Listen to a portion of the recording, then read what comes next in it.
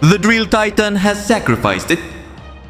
Today I'll show and explain all the secrets hidden in the new episode 14 of Skibidi Toilet Multiverse, which you might have missed. This series unfolds in a parallel world to the original Discovery Toilet series by Dafuk Boom, but created by Dumb Studio. It presents another timeline in which Drillmen, Clockmen and their respective titans have arrived. The camera titan had been hacked but was freed with the help of the speaker and his friends. In this episode we'll see them fighting in the desert and falling into a trap leading to the Drill Titan sacrifice. There are several secrets hidden in this episode, which is the longest in the entire series. So if you want to know all about this and more, stay until the end of the video. If you enjoy this type of content, I invite you to leave a like and subscribe to bring you more content like this. Has the Drill Titan died?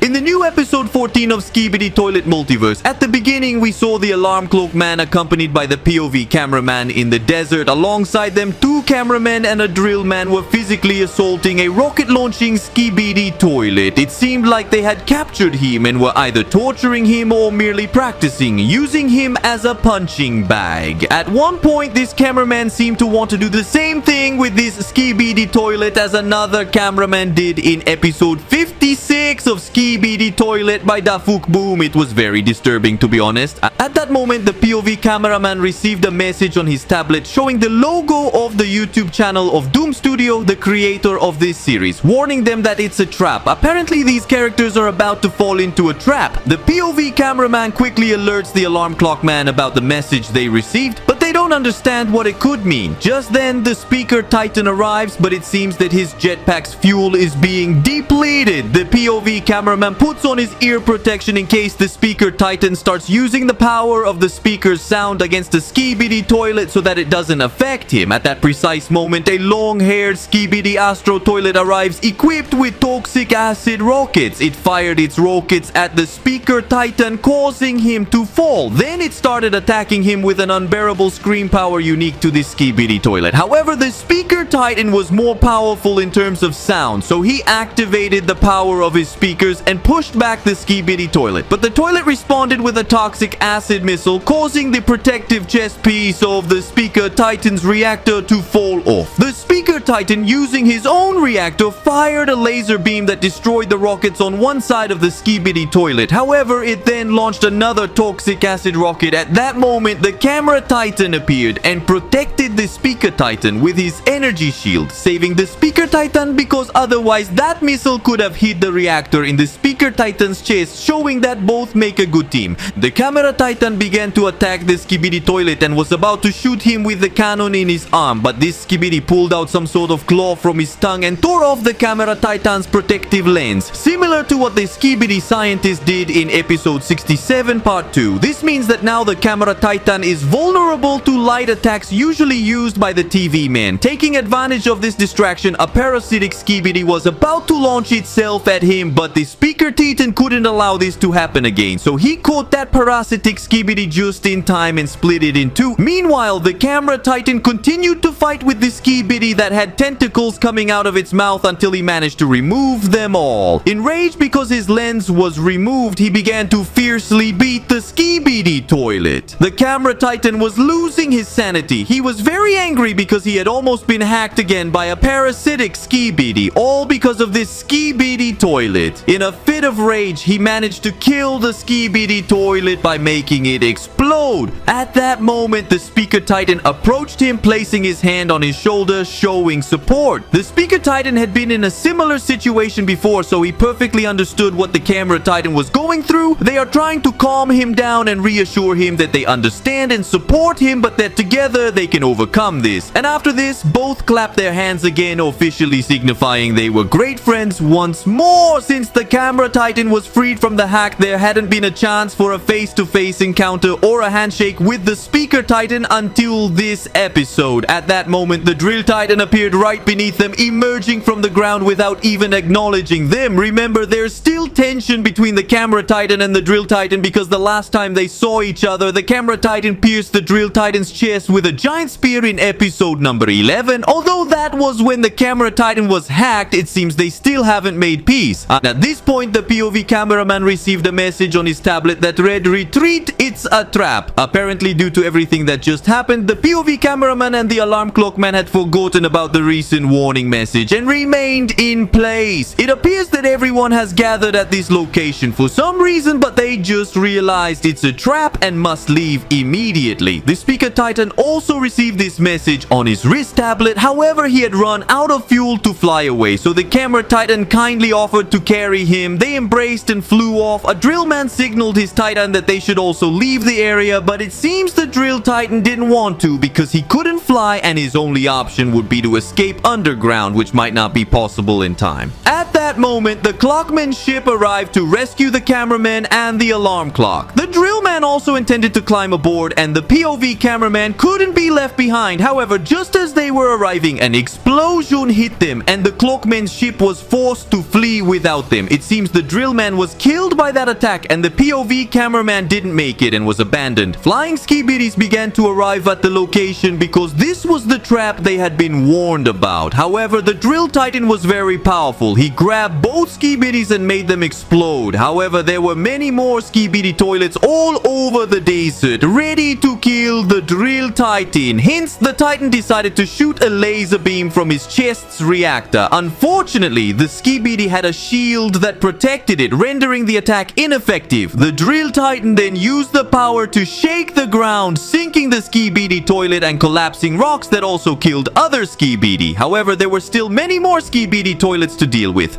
At that moment, a loud noise began to hurt the drill titan and it was coming from his speaking skibidi. The drill titan was losing it. He couldn't bear this pain. In his final effort, he launched himself at the skibidi and managed to pierce it with his drill, practically tearing off its head and throwing it to the ground. At that moment, a clock attack hit him from behind, causing him to freeze in time. The attack came from none other than the skibidi scientist who had just teleported to this place. This explained why there was that black hole here. He had further enhanced his body. In addition to having speakers, he also had magnets and the clock's cannon. He was able to use this time power, most likely stealing this weapon from the clock titan when they held him prisoner for a long time. Moreover, this skibidi scientist had tentacles with toxic acid weapons, the same ones we saw in episode 67 of the original Skibidi Toilet series. However, in this Skibidi Toilet multiverse, the scientist is much more powerful because of this clock weapon. The drill titan was trapped, unable to move at all, and suddenly a lava dispenser Skibidi toilet appeared and approached to burn him. The POV cameraman was very sad about what was happening and was practically saying goodbye to the drill titan. Everything would have been different if at least this titan had followed the order to retreat because this was a trap. However, he didn't because he had something up his sleeve. He removed the drill from his face and head, which apparently had rockets with which he could fly. He also had a giant clock on his neck protecting his head from the clockmen's power. This allowed him to escape even though the rest of his body was frozen. The drill titan had just separated his head from his body and escaped. The Skibidi scientist was astonished by what had just happened, realizing that the rest of the drill titan's body had 2 nuclear missiles which then fired into the sky and fell to eliminate all the Skibidi toilets in the desert. However, the Skibidi scientist managed to escape in time by teleporting. Still, presumably all the other Skibidi toilets were killed by this trap set by the drill titan. Unfortunately, the POV cameraman also died in the process. Pay respects in the chat for this fallen soldier. This concludes episode 14 of Skibidi Toilet Multiverse. It seems like the Skibidi toilet set a trap for the titans, but rather it was the drill titan who set a trap for all of them. It appears that he sacrificed himself, but in reality he is still alive because his brain or head has been practically saved and he can get a new body, it seems. This ability is similar to what we've seen with the TV woman, but now in a titan form. Hopefully he will obtain a much more powerful body and join forces with the repaired clock titan as well as the camera and speaker titans, and together they will defeat the Skibidi Toilet Army.